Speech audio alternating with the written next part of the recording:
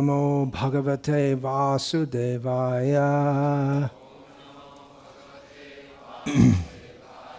Om Namo Bhagavate Vasudevaya. Om Namo Bhagavate Vasudevaya. Srimad Bhagavatam, Canto 8, Chapter 22, Text 5, Translation and Commentary by His Divine Grace Srila A.C. Bhaktivedanta Swami Prabhupada. Tvam nunam asuranam naha parokshaha paramaha guruhu yaha naha aneka mada andhanam vibhransham chakshuhu adishat tvam nunam asuranam nah paroksha paramo guruhu yo no nekamadandhanam vibhransham chakshur adishat tvam nunam asuranam nah paroksha paramo guruhu yo no nekamadandhanam vibhransham chakshur adishat.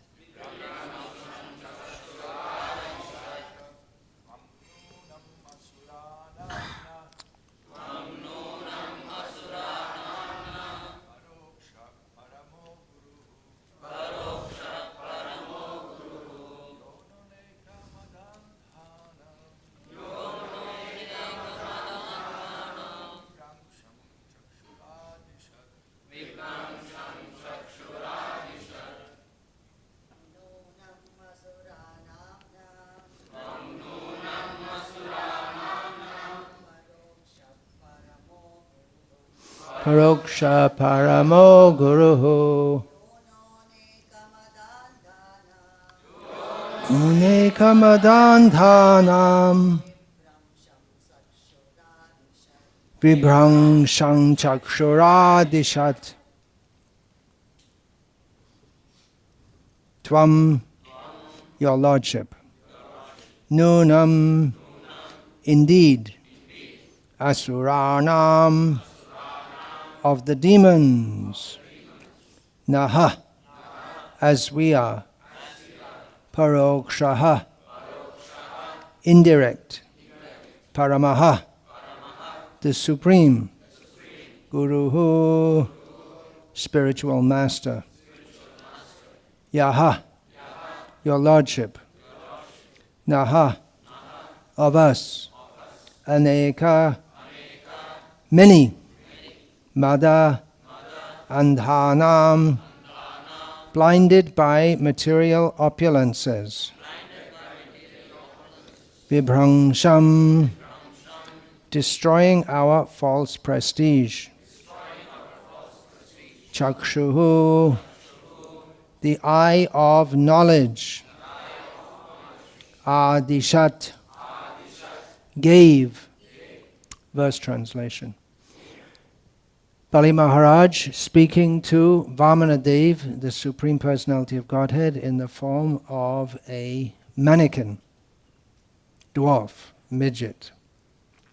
Since your lordship is indirectly the greatest well-wisher of us demons, you act for our best welfare by posing as if our enemy, because demons like us always aspire for a position of false prestige. By chastising us, you give us the eyes by which to see the right path. Purport. Bali Maharaj considered the Supreme Personality of Godhead a better friend to the demons than to the demigods. In the material world, the more one gets material possessions, the more he becomes blind to spiritual life. The demigods are devotees of the Lord for the sake of material possessions, but although the demons apparently do not have the Supreme Personality of Godhead on their side, he always acts as their well-wisher by depriving them of their positions of false prestige. By false prestige, one is misguided, so the Supreme Lord takes away their position of false prestige as a special favor. Om Jnana Timirandhasya Jnananjana Shalakaya Chakshurunmilitam Yena Tasmai Shri Gurave Namaha Nama Shreshtam Manum Api Shatiputram Atra Swarupam Rupam Tasya Grajamarupurim Maturim Goshta Vartim Radha Kundam Girivaramaho Radhika Madhavasham Prapto Yatsya Pratita Kripaya Shri Gurum Tam Natosmi.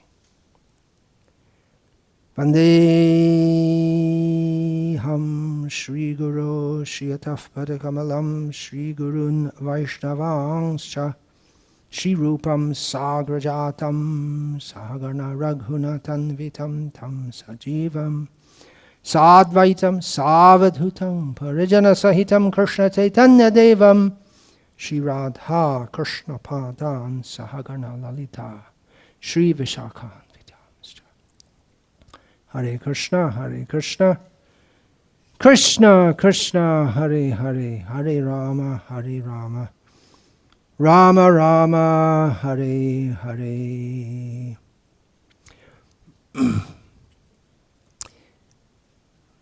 This whole pastime of Vamana and Bali, it's full of what you'd say in Tamil, it's adbhutamana.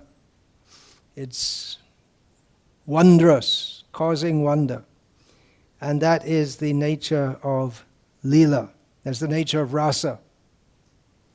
Rasa, in the spiritual definition, the full definition, that which is always wonderful. Krishna is always new and fresh.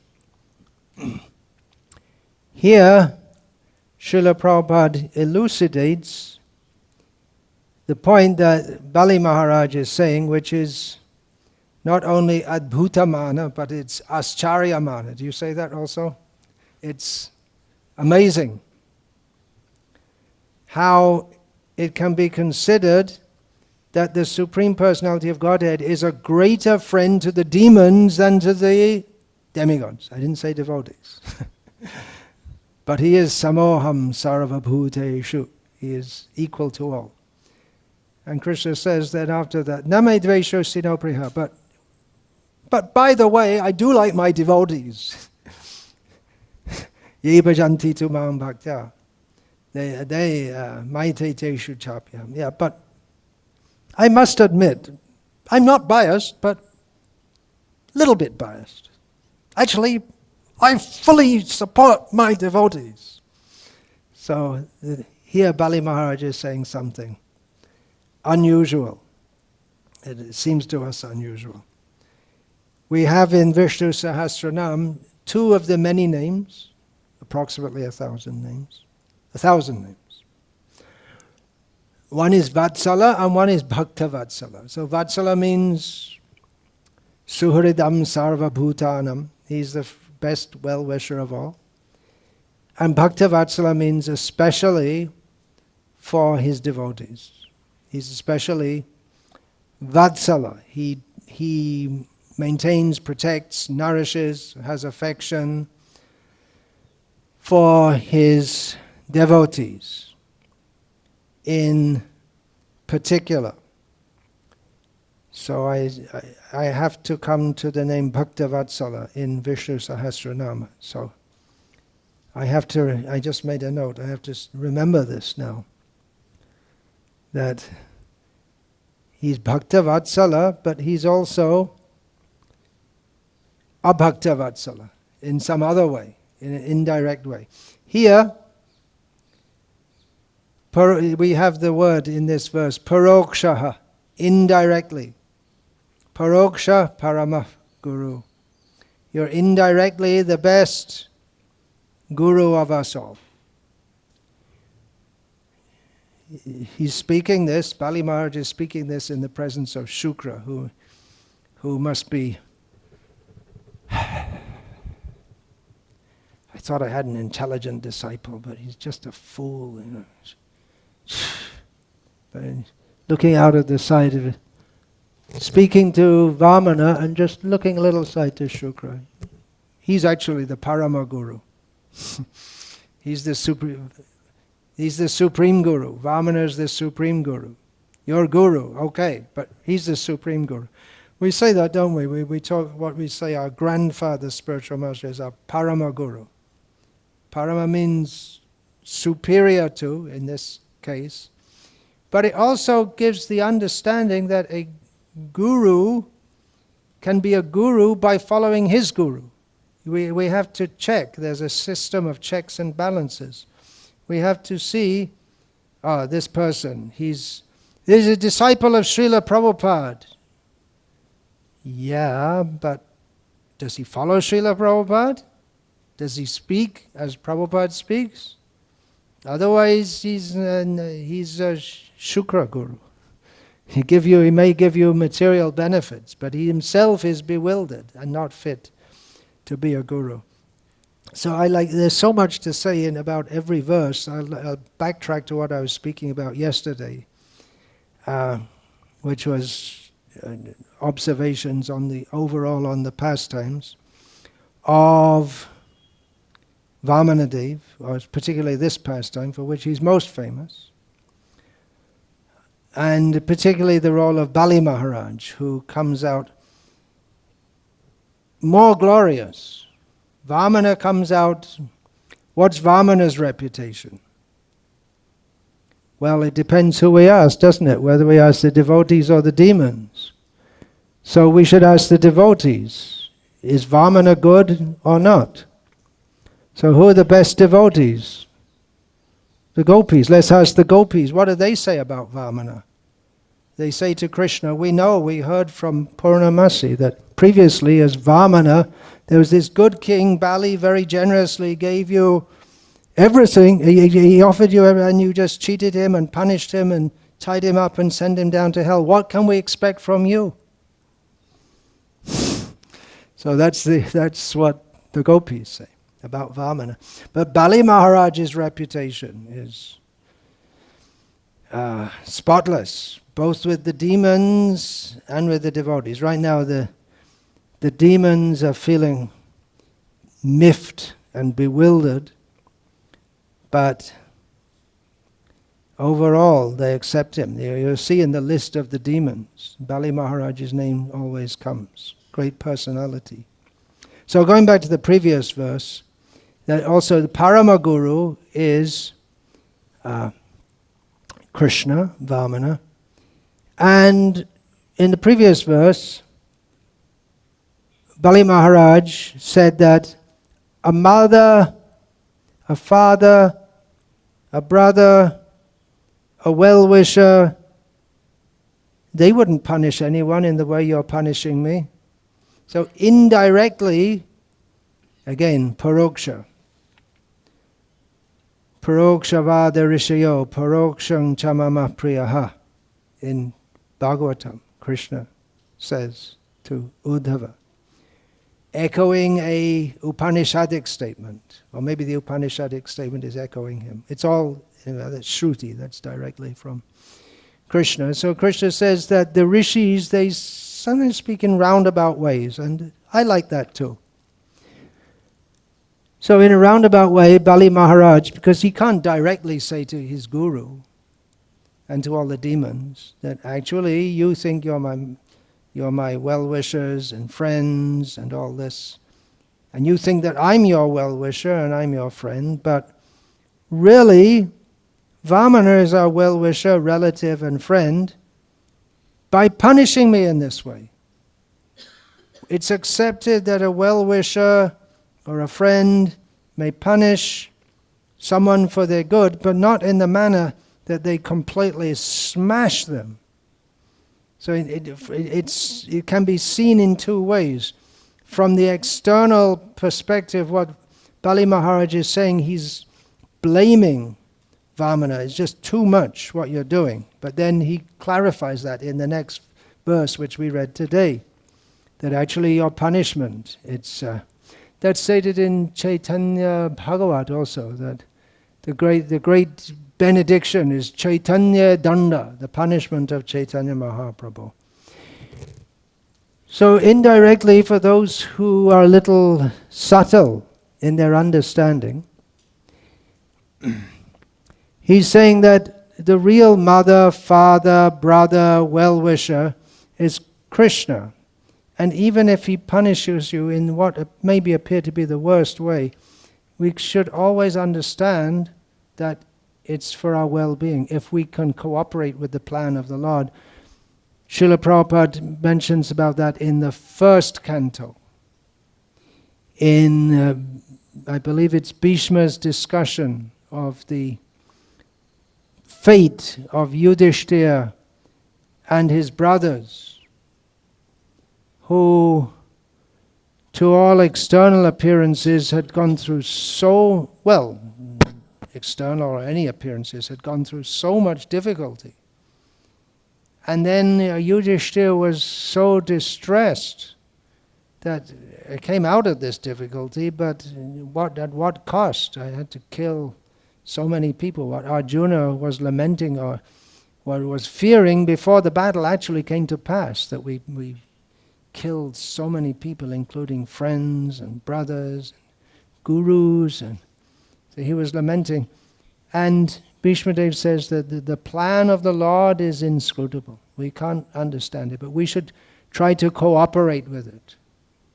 Not blame him, to go along with that and accept it.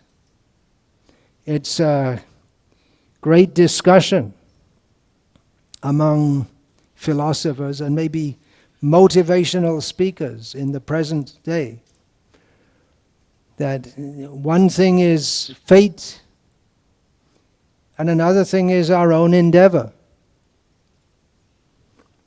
So the motivational speakers, they try to motivate you. Utishta, Jagrata, Prapya, Varang Nibodhata. They don't exactly say that, but they get up, wake up, become aware of what is possible for you. Of course, in the Upanishads, when it said that, it doesn't mean you become some idiot materialist, but it means that you become serious about understanding the opportunity of human life to get freedom from all thoughts of becoming a great person in the material world. So the motivational speaker, they want to motivate you. Yeah, you can do it. You can do it. You have to believe in yourself. I just believe in me. I can do it. I can push back fate. My fate is that whenever I talk in the class, the power goes, the sound goes off. I can push it back.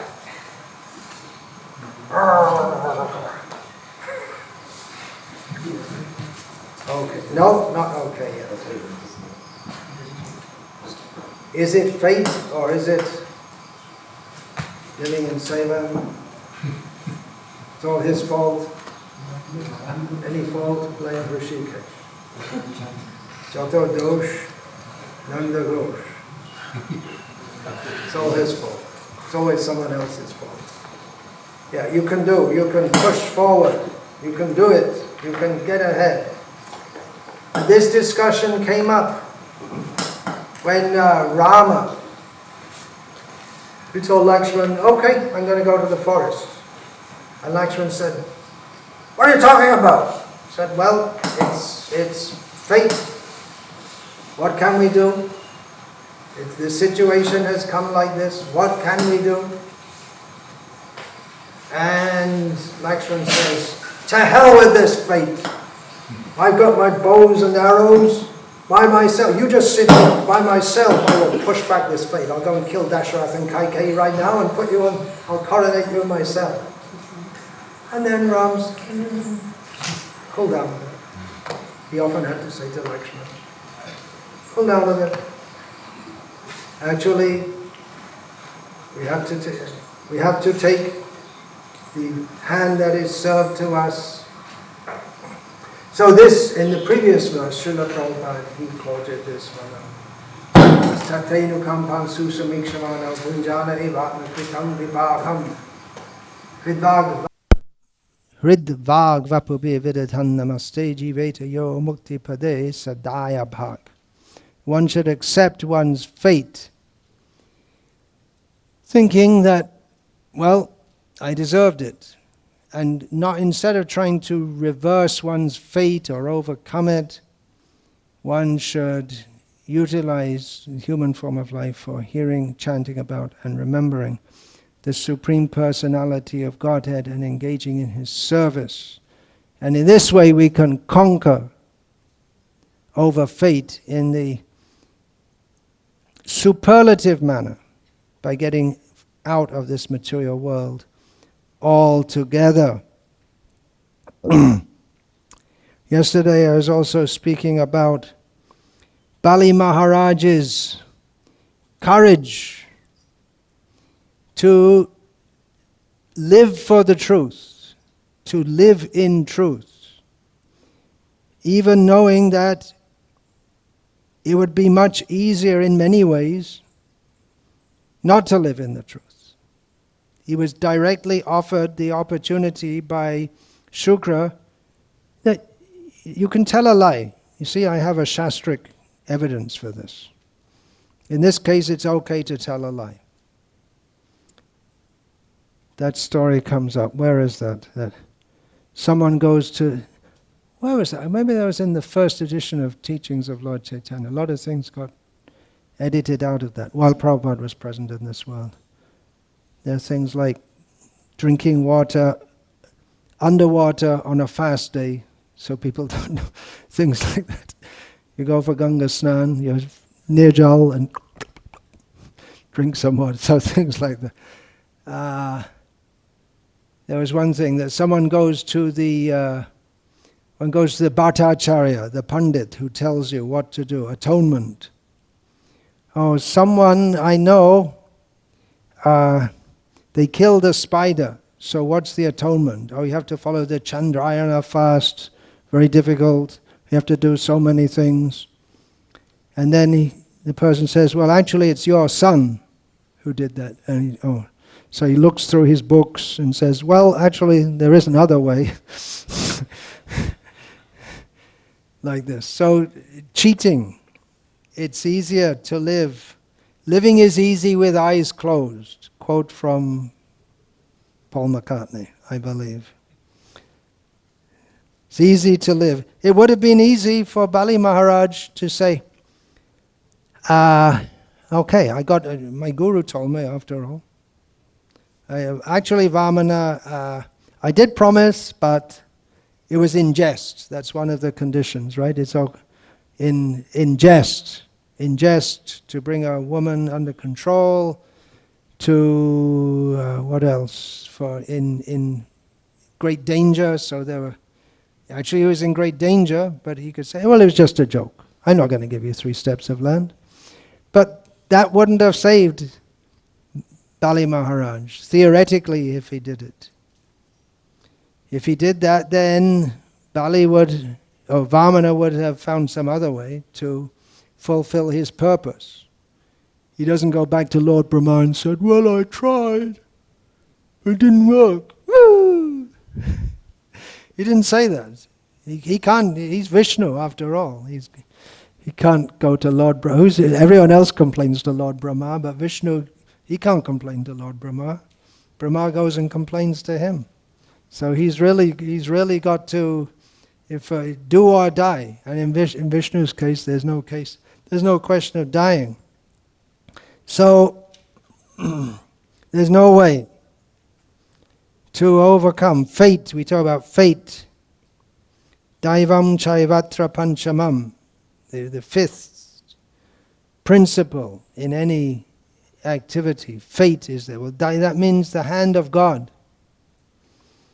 The hand of God is the will of God.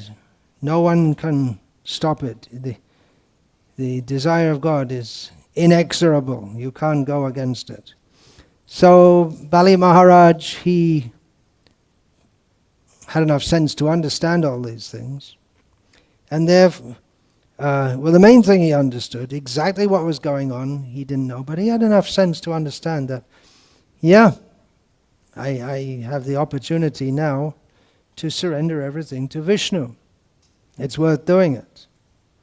Just like Sukhina Kshatriya Partha, Labante Yudham Idrisham.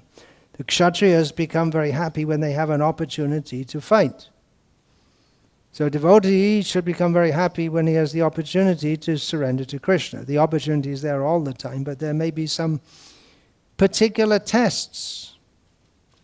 Then he has the great opportunity. We sing Manasa Deho Geho Jo Kichumo, and then when it's tested, then we have to see. There are so many instances.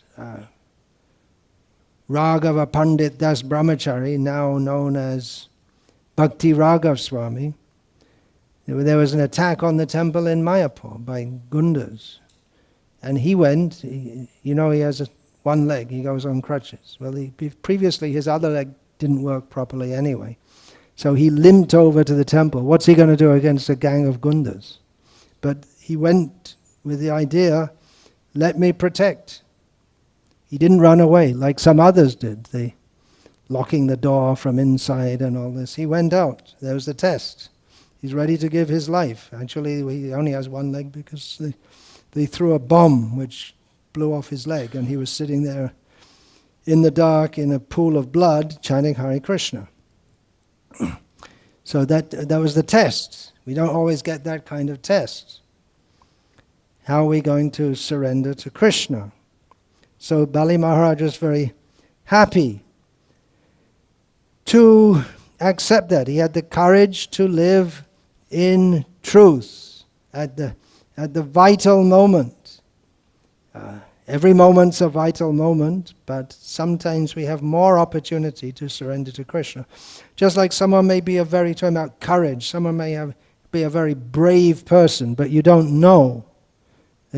You can be very brave sitting at home. Yeah, we're going to go out there and we're going to kill all the... And then when the battle comes, suddenly you have to repair your car or something like that. That is, Prabhupada used to quote that. What was that about the monkeys? Bara bara bandar, bara bara pet. Lanka dingiye, hoye hate. Something like that. Maybe. Is that Kishori Mohan? ঠিক বলেছি Lanka জানে না আমি প্রভুপাদ থেকে শুনেছি Lanka dingiye hoye hate. That means they're big monkeys with big bellies, but when it comes to jumping to Lanka, all of a sudden they become not so courageous. So Bali Maharaj is an inspiration for all of us. We have to face, we are lucky if we can face difficulties. Srila Prabhupada sent his disciples out to distribute books. It was very difficult, especially in those days.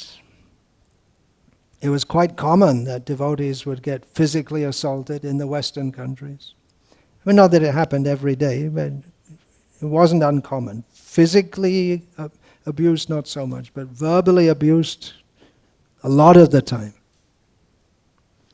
Devotees had the courage to keep on going and being chased by the police and so many things. So that was Prabhupada's mercy on them, that they could practically surrender to Krishna by taking up a service which is very difficult because they had the courage to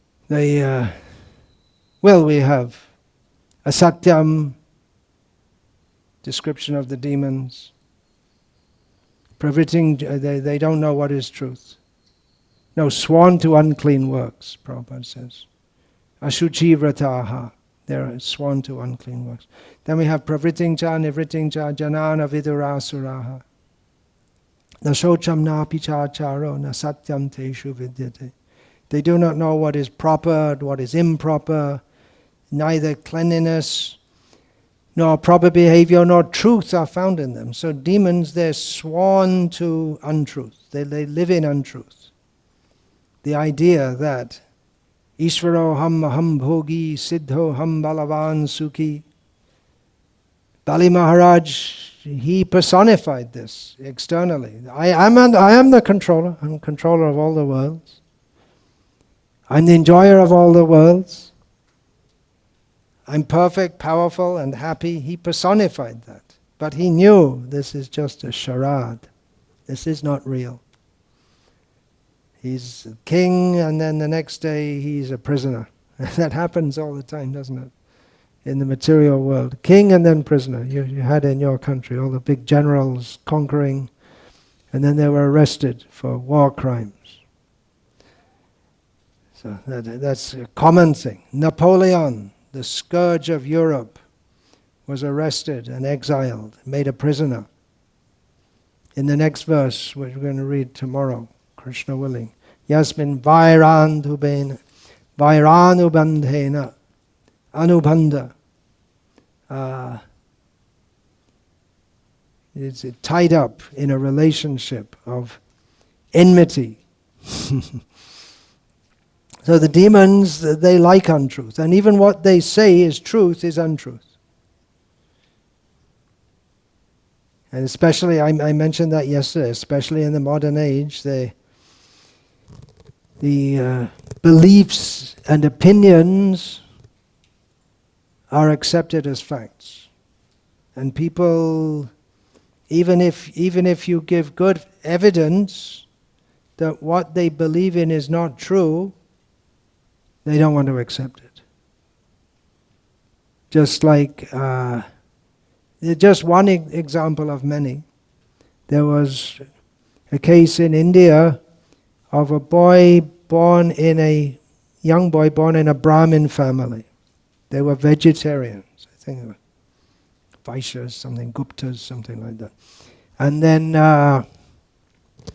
but he kept on talking about his previous family and his previous life. He said, I want to eat eggs. Where did you get the idea to eat eggs? And then they took him, it was some Muslim family in some village, some 100 kilometers away or something. And he knew all the names of the people, and he said, why don't you make me that egg preparation? It was very embarrassing for these Hindus.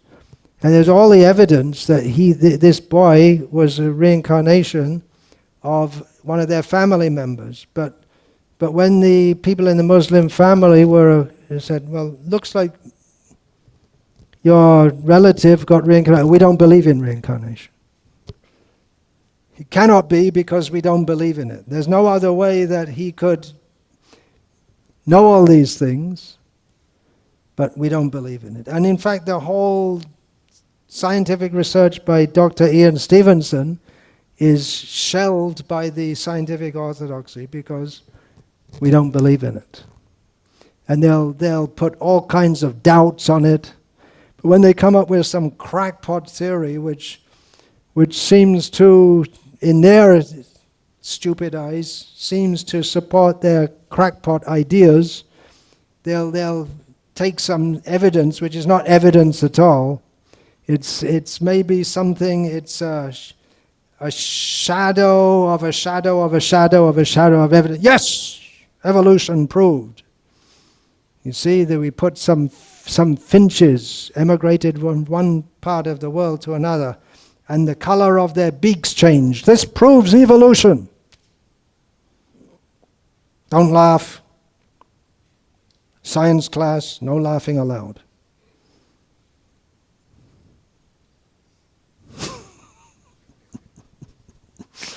It takes courage. If you're going to, if you stand up in the science class and say, yes, everything you said sounds very nice, but actually all this idea of evolution, it's a bunch of rubbish. And then you get thrown out of the class. And even if a big scientist says, they get thrown. I spoke about that the other day. Fred Hoyle, the astronomer, maybe the biggest astronomer in the world, was exiled from the astronomical community because he failed, or he didn't subscribe to their Big Bang theory. After looking at the evidence, he interpreted it in a different way.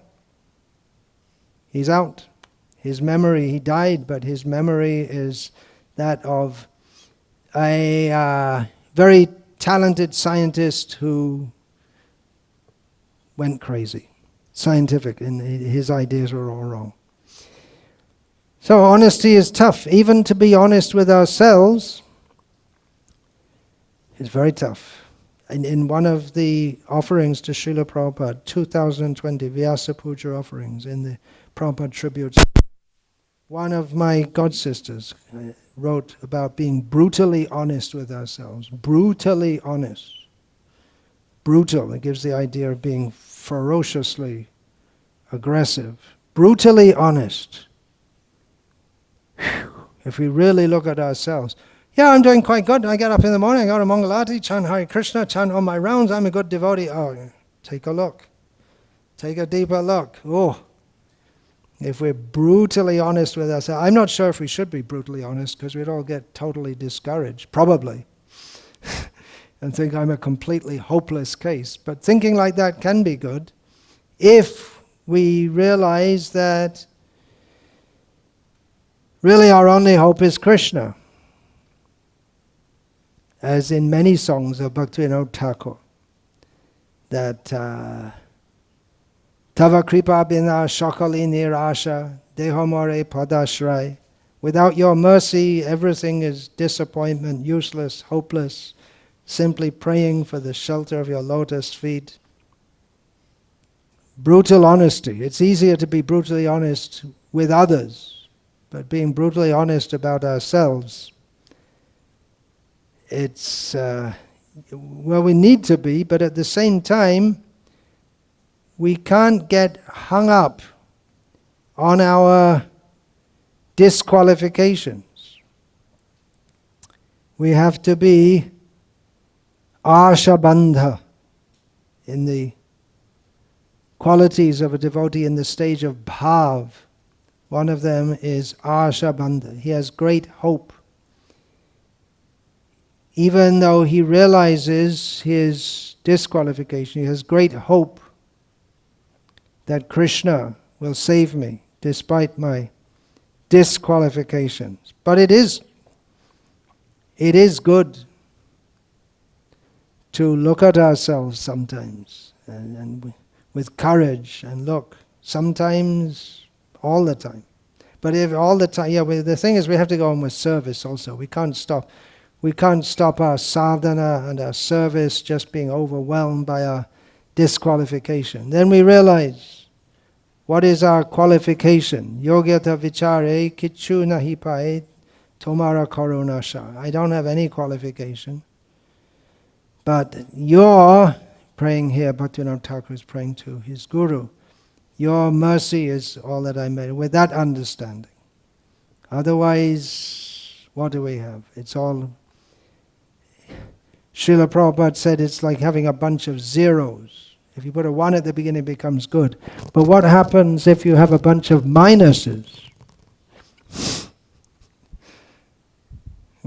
That's opposite. We may say, well, I have all these zeros, but what about a bunch of minuses? Then, tava kripa bina shakali nirasha. Without the mercy of Krishna, everything is completely hopeless for us. Bali Maharaj got the mercy of Krishna, and he took the test. In American culture, what do they call that? The red pill, blue pill, something like that. The red pill is the truth, is it? Do you know? You don't know either. There's a red pill and the blue pill. I don't know. Any average American would know this. There's some movie, The Matrix. I saw part of it once on a big screen when I was probably flying from, I don't know, somewhere, intercontinental or something. I wasn't listening, but I saw it. I thought, this is a film for adults, and there's some guy jumping out of a skyscraper in New York and flying in the air. And I think, oh, people looking. And I saw at the end, it says The Matrix. I thought it's a blockbuster movie. It's meant millions of people watch it. It's like some kid's story or something. But there's something like, what is it? If you take the red pill, then you see things as they are. And if you take the blue pill, you live in an illusion. Something like that.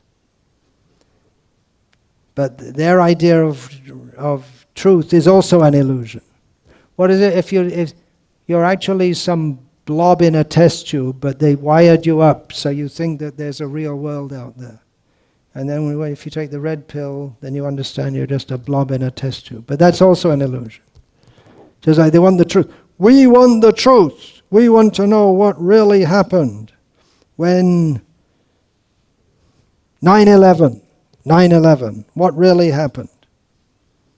What really happened was there are a bunch of people in Maya in some buildings, and someone who was also in Maya killed them.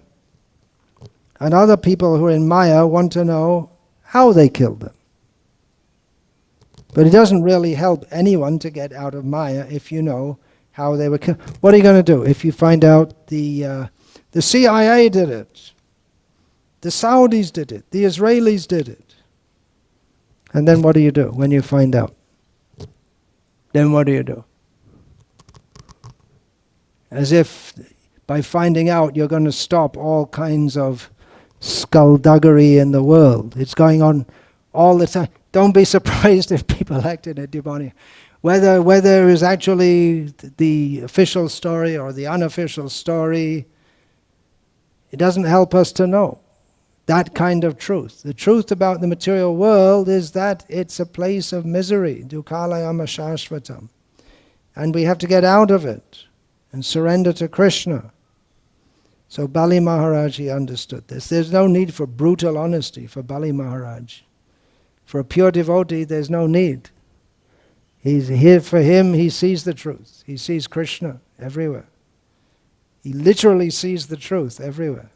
Yomam pashyati sarvatra sarvang chaya mai pashyati tasyahang na pranashyami sachame na pranashyati. He always sees Krishna. And Krishna always sees everything, but he especially likes to see the devotee. He's always living in Krishna. He's living in the truth. And people who are living in untruth say, Hare Krishna, these people, they're just wandering around, and singing some songs, dressing in some funny clothes. They don't realize this is reality. And everything else,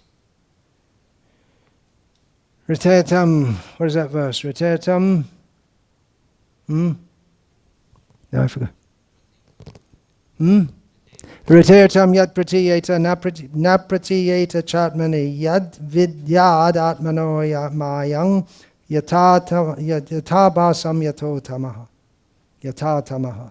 Anything which is conceived of being real or true, if conceived of as being not in relation to me, it is simply a reflection in the darkness, a little sliver of truth, not actual reality. So therefore, tamasima jyotirgamaya, come out of the darkness into the light. Bali Maharaj is very grateful. He was living in the darkness of association of demons, thinking he's the king of the demons. He's the light has come to him. When Vamanadev came, he was, even from a distance, he was seen as being more effulgent than millions of suns. The light personally came to him. Some people want to merge into the light, but Vamana, the light, came to Bali Maharaj, delivered him from illusion, and Bali Maharaj is very grateful for that. So all glories to Bali Maharaj. Hare Krishna. All glories to Srila Prabhupada. Srimad Bhagavatam ki jai.